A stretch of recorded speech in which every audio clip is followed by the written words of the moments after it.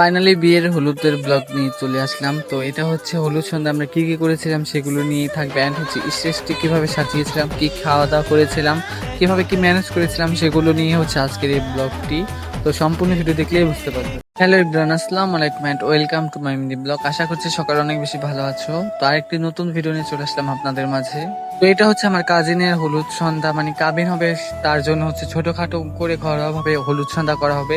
যার জন্য হচ্ছে আমরা ফার্স্টে চলে আসছি লায়নের এখানে, মানে কদমতলি। তো এখানে হচ্ছে আমরা কিছু ফল এগুলো নিব। তো ফার্স্টে হচ্ছে আমরা এখান থেকে বেলপুরি খেয়ে নিয়েছিলাম, তারপর হচ্ছে ফুডস দেখার জন্য চলে গেলাম।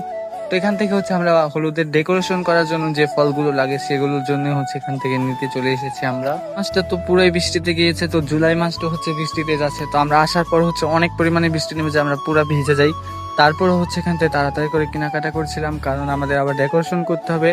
তো এখানে হচ্ছে তারপর আমরা চলে যাচ্ছিলাম হচ্ছে জিঞ্জিরা, কারণ এখানে আমরা ফুল পাইনি ভালো, যার কারণে জিঞ্জিরা চলে আসি। তো এখান থেকে ফুল নেওয়ার পর দেখেন গাইস কি পরিমাণে বৃষ্টি নেমেছে, পুরো ভিজে যায়। তো তাড়াতাড়ি করে ফল এগুলো কেনার পর হচ্ছে আমরা বাসায় চলে এসেছি। তো আজকের ডেকোরেশনটি হচ্ছে আমরা কাপড় দিয়ে করবো। তো এগুলো হচ্ছে হলুদের কাপড়। তো আমরা সুন্দর করে হচ্ছে ভাঁজ করার পর হচ্ছে এখানে একটি রশিটা নিয়েছি, সেটার উপরে করে দিয়েছিলাম। আর ওই ফুলগুলো হচ্ছে আমরা কিনে নিয়েছিলাম। তো তারপর হচ্ছে এখানে গাঁদা ফুল অ্যান্ড হচ্ছে এভাবে ডেকোরেশনটি করে নিয়েছিলাম। তো আপনারা তো দেখছেন 2-1 মিনিটের মধ্যে, বাট এটা করতে অনেক সময় লেগেছিল, কারণ রশিটা লাগাতে আমাদের অনেক সময় লেগে গিয়েছিল। অ্যান্ড হচ্ছে এগুলো অ্যাটাচ করতে, জানেনই আপনার একটি ডেকোরেশন করতে কত বেশি সময় লাগতে পারে। তো এই ডেকোরেশনটি সিম্পলের মধ্যে করতে চেয়েছিলাম, তারপরও জাস্ট সুন্দরই হয়েছিল। তো গাঁদা ফুল দিয়ে হচ্ছে পুরা রুম ভরে গেছে, কারণ ফুল অনেক পরিমাণে ছিঁড়ে গিয়েছে। তো এখানে হচ্ছে আমরা আবার লাইটিংও করব, কারণ ওই লাইটিং এর ব্যবস্থা হচ্ছে ডেকোরেশনের লোকেরা করে দিয়ে যাবে। তো তারপর হচ্ছে এখানে ফলের কাটিং চলে যায়। তো এখানে হচ্ছে সুন্দর করে সব ধরনের ফল এগুলো কাটা হয়ে গিয়েছিল। তো ফলের ডেকোরেশন গুলো হচ্ছে আমরা নিজেরাই করেছিলাম। তো ফাইনালি এই হচ্ছে স্টেজের লুক। তো কেমন হয়েছে অবশ্যই কমেন্ট করে জানাবে। আমরা হচ্ছে সিম্পলের মধ্যে রাখতে চেয়েছি, অ্যান্ড হচ্ছে ঘরোয়া ভাবে যেহেতু প্রোগ্রামটা, তার জন্য হচ্ছে একটু ডেকোরেশন করেছিলাম সুন্দর মতনই। তো বাসা আসার পরে হচ্ছে রেডি হয়ে আমরা হলুদ সন্ধ্যা যাওয়ার জন্য হচ্ছে রওনা হবে একটু পর। তো তারপর হচ্ছে আমরা এখানে দুজন মিলে একটু মিরর ভিডিও করে নিয়েছিলাম, কারণ আমরা দুজনে হচ্ছে রেডি হয়ে গিয়েছি। আর মেয়ে মানুষরা তো অনেক লেট করে, যার কারণে আমরা এখানে বসে বসে অপেক্ষা করছিলাম। অ্যান্ড হচ্ছে এত পরিমাণে বৃষ্টি নেমেছে, যার কারণে আমরা অনেকক্ষণ বসেছিলাম। তারপর হচ্ছে রেডি হয়ে আমরা হচ্ছে তাড়াহুড়া করে চলে যাচ্ছিলাম। তো দেখেন গাইস কি পরিমাণে বৃষ্টি। তারপর হচ্ছে আসার পর দেখি তারা এন্ট্রি হয়ে গিয়েছে। কপিরাইট ইস্যু চলে আসবে, যার কারণে আমি এখানে কোনো সাউন্ড দিচ্ছি না, ভয়েস ওভার দিয়ে কমপ্লিট করছি। আপনারা আমার পেজে দেখলে বুঝতে পারবেন যে আমি হচ্ছে এই ফার্স্ট টাইমে হচ্ছে কোনো ওয়েডিং ব্লগ আমি আপনাদের মাঝে শেয়ার করছি। তো আপনাদের যদি এই টাইপের ভিডিও ভালো লেগে থাকে অবশ্যই কমেন্ট করে জানাবেন, তাহলে হচ্ছে আমি প্রতিটি বিয়ের ব্লগ করব আপনাদের জন্য।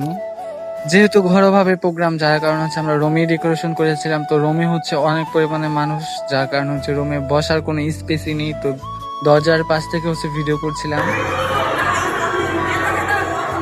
এখানে হচ্ছে দেখেন আপনারা এইটুকু একটা মানুষকে কত বড় গলার হার পরিয়েছে। তো এটা নিয়ে হচ্ছে আমরা মজা করছিলাম এখানে। ভাই ছোট মানুষ হচ্ছে ছোট মানুষের মতন সাজাবে, বাট না, তারা হচ্ছে বড় থেকেও বড় ভাবে সাজিয়েছে, যার কারণে হচ্ছে আমাদের অনেক এখানে হাস্যকর লাগছিল, যার কারণে তাদের সাথে একটু ফাইজলামি করছিলাম। আর আপনারা তো জানেনই হলুদ সন্ধ্যা মানেই হচ্ছে বিরিয়ানি খাবার।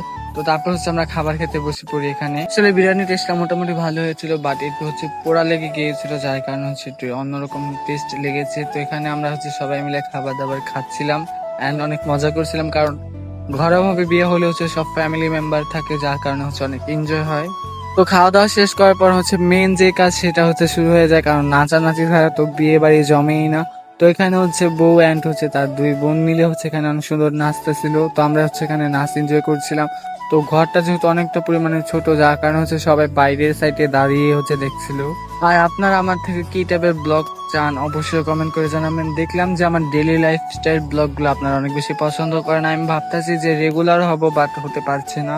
যদি আপনারা বেশি বেশি কমেন্ট করেন তাহলে হচ্ছে আমি রেগুলার হওয়ার চেষ্টা করব।